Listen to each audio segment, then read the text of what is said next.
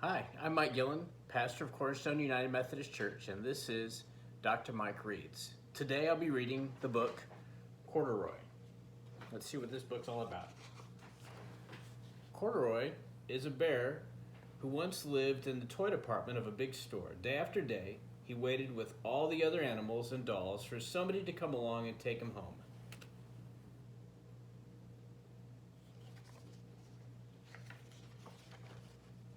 The store was always filled with shoppers buying all sorts of things, but no one ever seemed to want a bear in green overalls. Then one morning, a little girl stopped and looked straight into Corduroy's bright eyes. "Oh, Mommy," she said, "look, there's the very bear I've always wanted." "Not today, dear," her mother sighed. "I've spent too much already. Besides, he doesn't look new.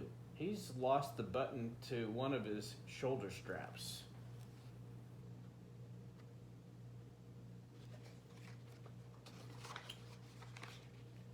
Corduroy watched them sadly as they walked away. I didn't know I'd lost a button," he said to himself. "Tonight I'll go and see if I can find it."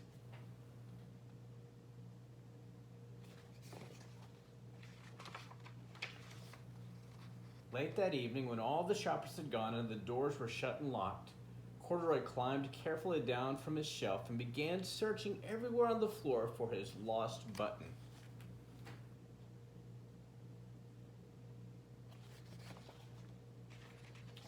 Suddenly, he felt the floor moving under him. Quite by accident, he had stepped onto an escalator, and up he went. Could this be a mountain, he wondered? I think I've always wanted to climb a mountain.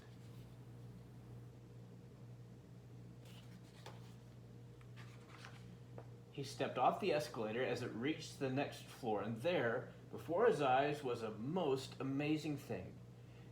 Tables and chairs and lamps and sofas and rows of beds. "This must be a palace," Corduroy gasped. I guess I always wanted to live in a palace."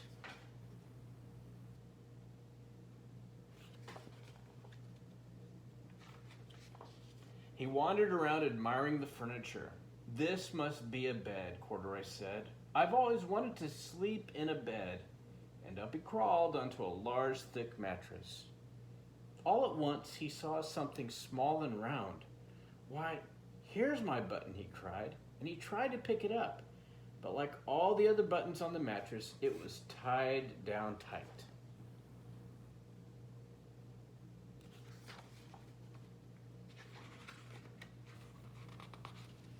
He yanked and pulled with big paws until pop, off came the button. And off the mattress Corduroy toppled. Bang! Into a tall floor lamp. Over it fell with a crash.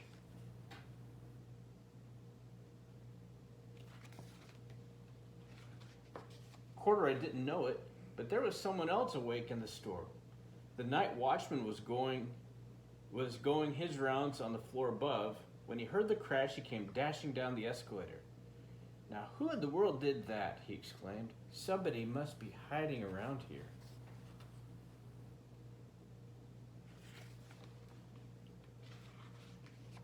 He flashed his light under and over sofas and beds until he came to the biggest bed of all, and there he saw two fuzzy brown ears sticking up from under the cover. "Hello," he said. "How did you get upstairs?"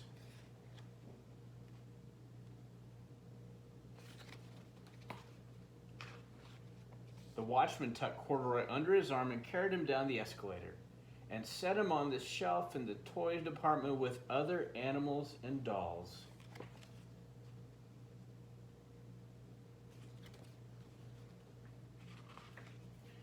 Corduroy was just waking up when the first customers came into the store in the morning, and there, looking at him with a wide, warm smile, was the same little girl he'd seen only the day before.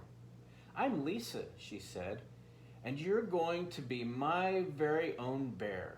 Last night I counted what I've saved in my piggy bank, and my mother said I could bring you home."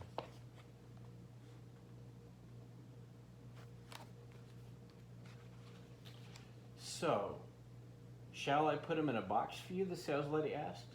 "Oh, no, thank you," Lisa answered, and she carried Corduroy home in her arms. She ran all the way up 4 flights of stairs into her family's apartment and straight to her own room.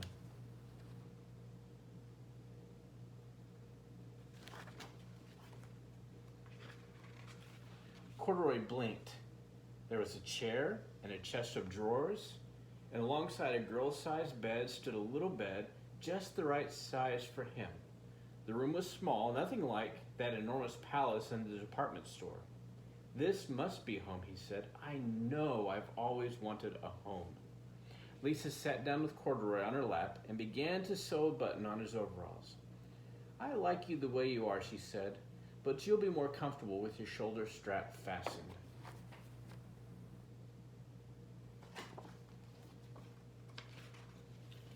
You must be a friend, said Corduroy. I've always wanted a friend. Me too, said Lisa, and gave him a big hug. And that is the story of Corduroy. The end, my friend. See you soon.